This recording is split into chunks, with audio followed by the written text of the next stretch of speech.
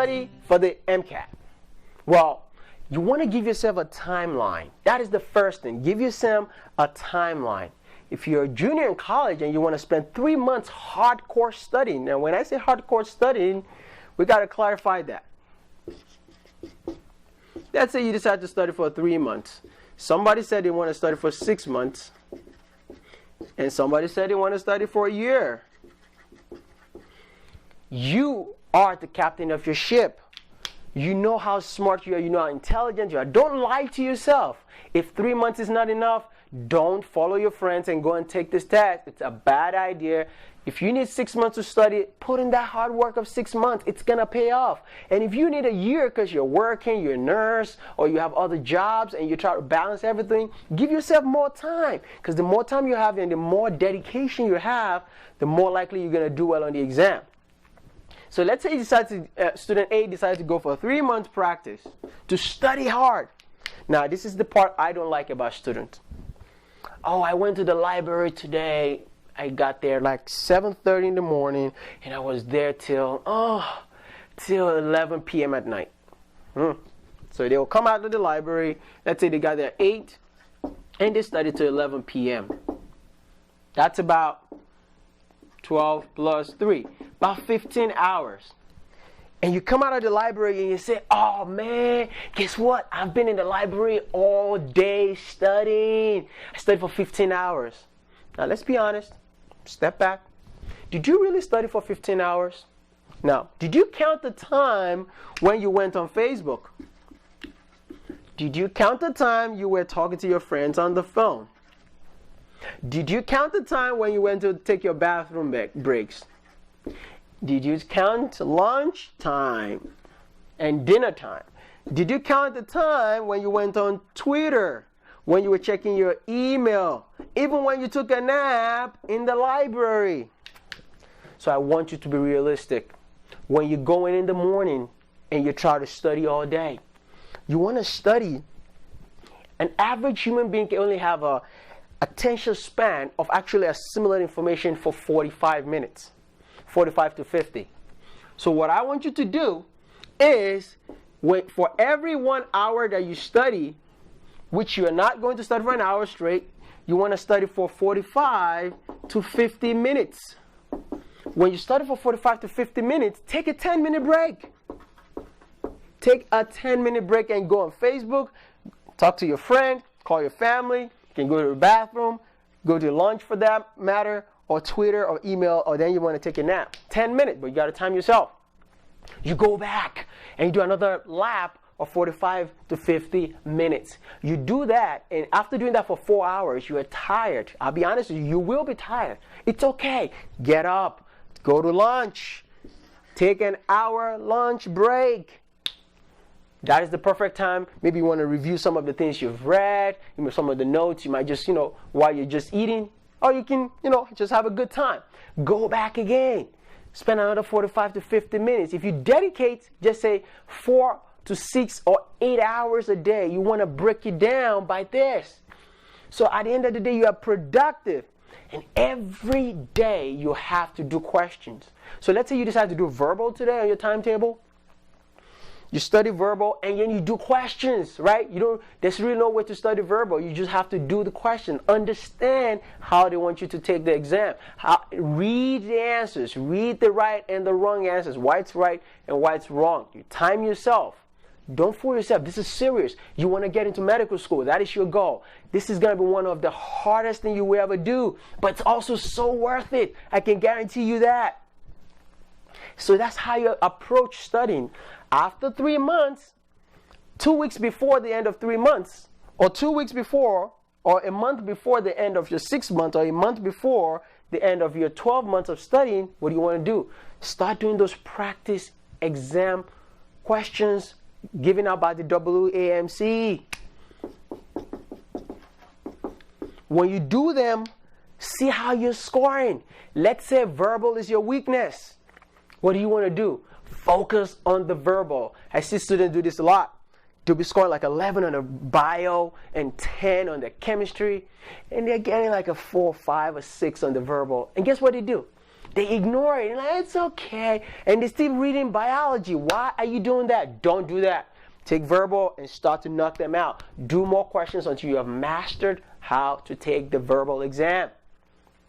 And remember, do not ever walk into that exam room scoring in a low score range on your assessment and thinking you're going to blow out the exam.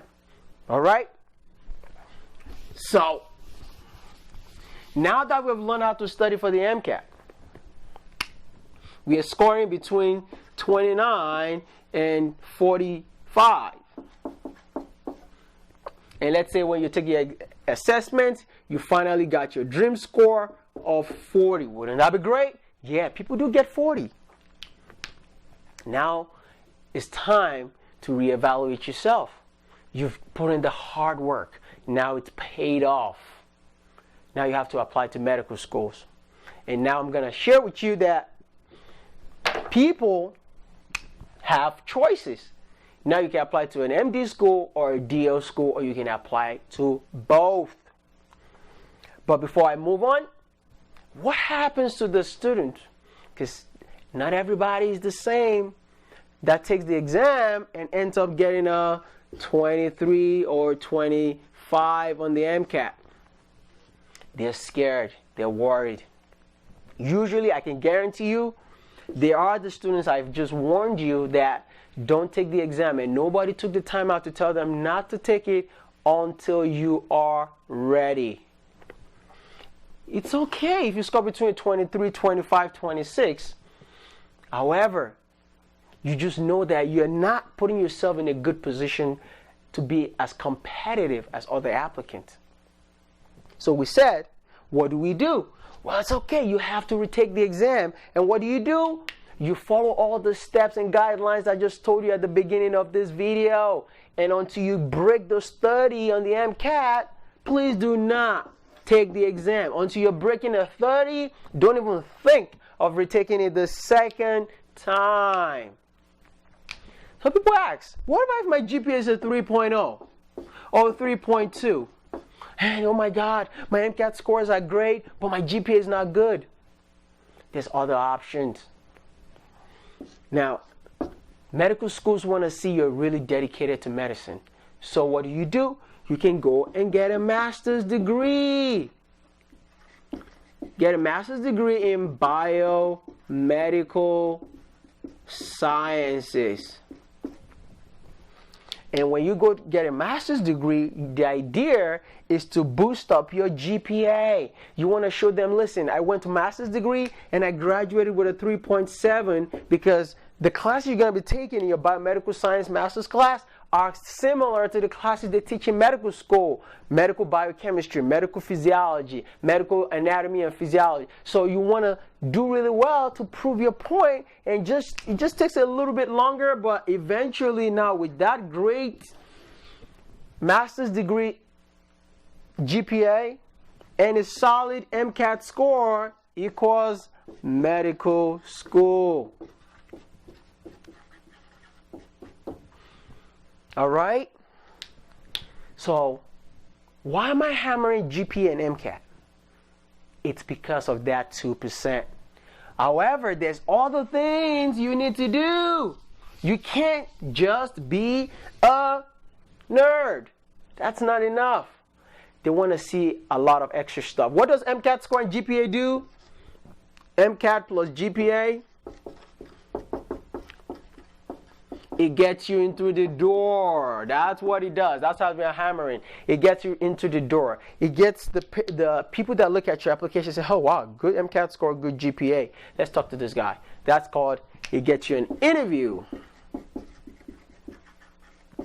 Now, in the interview, that's going to be a whole different story. But you want to maximize your chances so that every medical school you apply to, you got a shot again in being talked to, and actually let's see what you're made out of. Tell me exactly why you want to become a doctor. Why do you want to come to medical school? Well, if you don't get a chance to be interviewed, remember, you're not going to be able to get a chance to prove yourself. So what other things do you need on your application to make it even stronger? I call this extracurricular activities. Research. Do research. Because that is the cutting edge of medicine. That's how we develop. That's how we advance. And if you show interest in research, it boosts your application. Community service. What kind of community service? Serving your church. Serving the neighborhood. Homeless people. Give back. Because that's what doctors do. We give back to the community. We serve the community. And if you don't get involved in community service, you're not showing empathy. You're not showing compassion. You're not showing that you're dedicated to serving people, because that's what we do in medicine. All right? So you want to do community service, research. You can do other programs to boost your application. There's summer programs. There's summer programs that can help you do really, really well and even increase your interest in medicine. One of them is called the Med Prep. It's called NERA Med Prep. If you go online, type NERA Med Prep at New Jersey Medical School, they offer this. You can do Summer Medical and Dental Program, SMDEP, so that you can get a chance to see other people interested in medicine. And they pay you money while you're still taking classes and seeing how, getting experience in the medical field, see how we actually do things. All right? So, also you want to shadow doctors, right? If you want to be somebody, you want to see what they do. If you're really interested, you want to go to the hospital, you can be an ENT, anything to show your interest in the medical field. But I got to tell you something. Every applicant already knows the secret. This is nothing new. So they all have this on their application. So if I have student A and student B, and one, both of them has research, community service, summer programs, shadowing, got letters from God knows, 5, 6 doctors wrote them a letter, and one has an Mcat score of 35, a GPA of 3.4 or 3.5.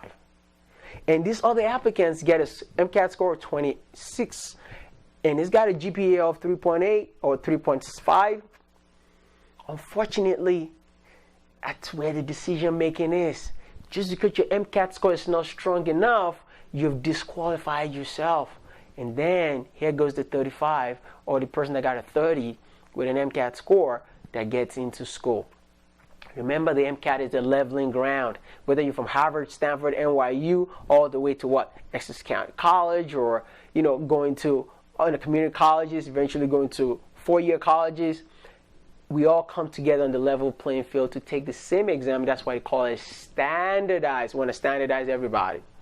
Now, here's my word of encouragement. You can do this. You are going to become a doctor. I can guarantee, if I can do it, yes, you can. I got into the University of Medicine and Dentistry School of Osteopathic Medicine, one of the best schools in the country.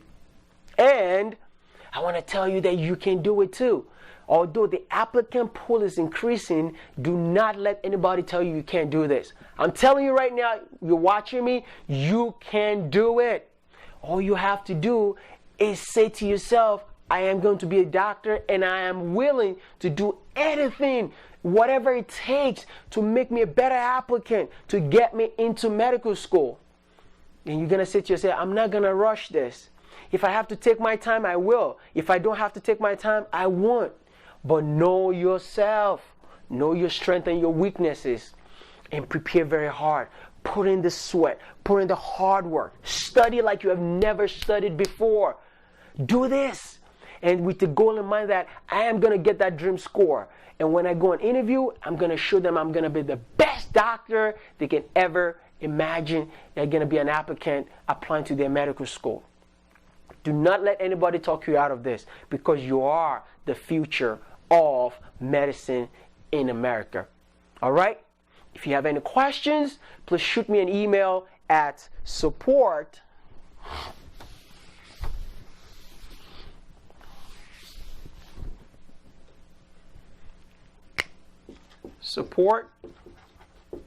at ftplectures.com. And I'm also the founder of Future Teaching Physicians Lectures. This is an online program where I teach internal medicine for nursing and medical students and other healthcare professionals. But remember, you are the captain of your own ship. And as Henry Emil said, to me, a man will be endowed with a lot of knowledge so that just with my mere presence, I can relieve people's suffering. The journey of 1,000 years begins with a step. And I want you to realize that that step begins today. So when you make up that mind, don't let your medical student advisors tell you you can't get into medical school. You say it into your mind, I will get into medical school, and I will be part of that 2% that always gets in every year. And no matter what it takes, I'm going to be the most competitive applicant, do my best, and I'll leave the rest to God. All right? Thank you very much for watching my videos. Till I see you again, it's Adeleke Adeshina from Future Teaching Physicians Lectures. Have a great day. Bye-bye.